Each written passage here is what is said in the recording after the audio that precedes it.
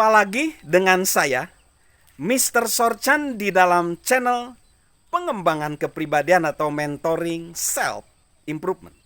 Saat ini kita akan belajar prinsip kepemimpinan apa yang memungkinkan seorang pemimpin gagal dapat memimpin lagi dengan sukses. Ketika seorang pemimpin gagal, baik kegagalan karena karakter yang buruk, penilaian yang tidak bijak, atau kurangnya keterampilan, salah satu hal yang pertama kali ia pikirkan adalah bagaimana sih kalau saya diberi kesempatan untuk memimpin kembali.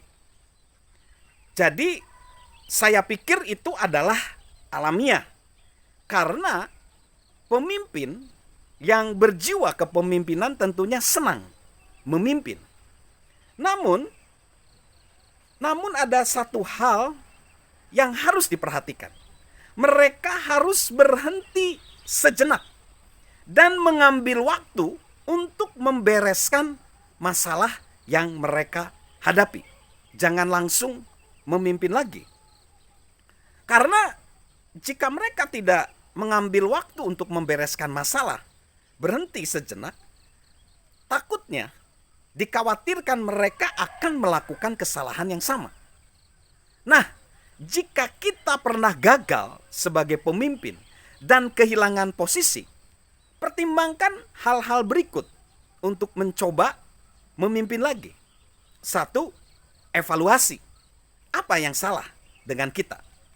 Sebelum kembali menjalankan peran dalam kepemimpinan, benahi semua masalah kita di dalam kepemimpinan. Kita tidak dapat melakukannya jika tidak tahu apa saja itu. Apa kesalahan kita? Apakah salah menyusun strategi? Apakah kita tidak memiliki kemampuan yang penting bagi kepemimpinan yang baik?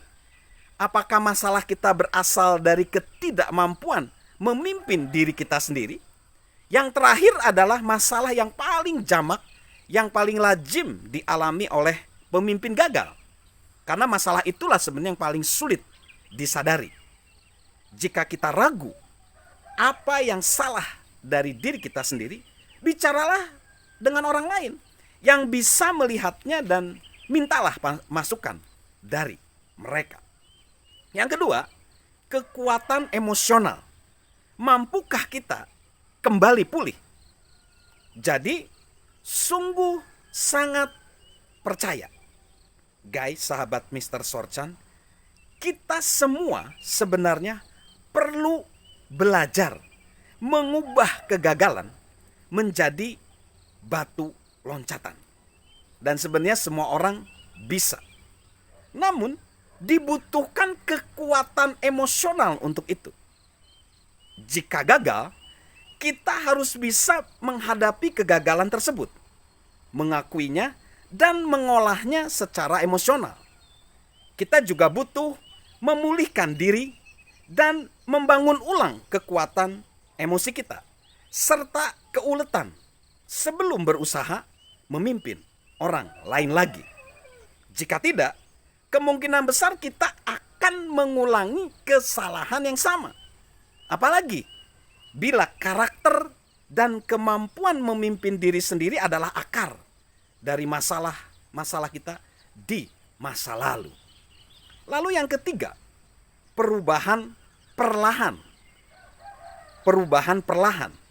Mampukah kita membuat penyesuaian yang dibutuhkan demi kesuksesan masa depan?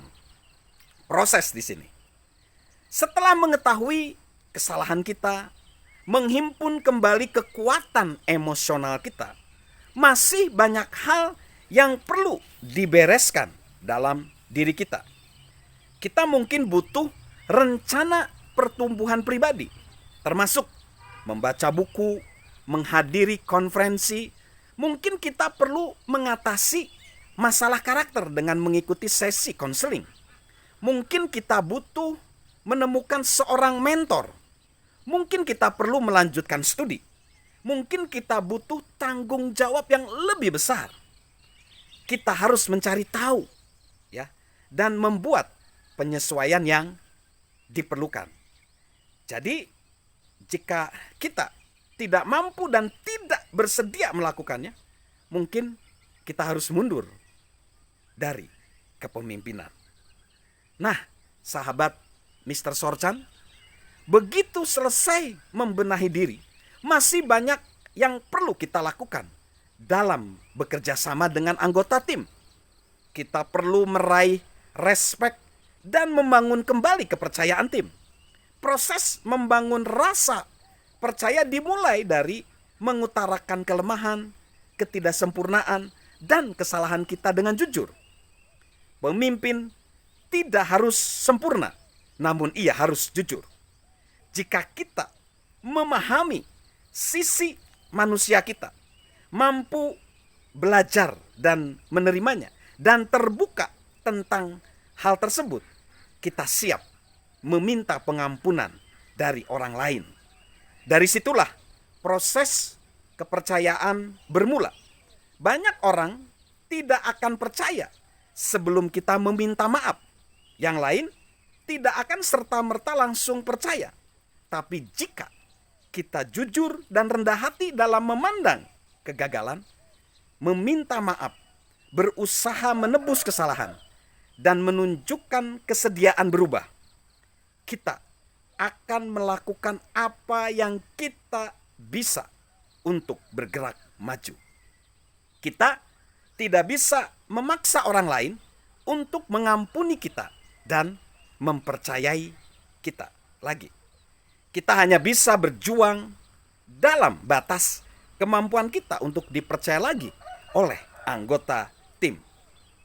Tapi, sahabat Mr. Sorchan, pastikan saja, setelah rasa percaya diri kita didapatkan kembali, kita terus bergerak maju dengan integritas dan tidak melanggar lagi.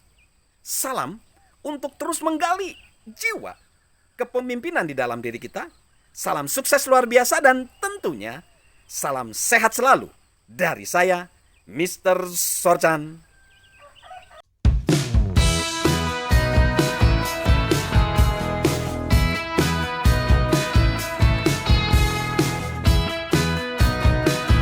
Sahabat Mr. Sorchan, please subscribe channel Mr. Sorchan, like, dan komen. Salam sukses luar biasa dari saya, Mr. Sorchan.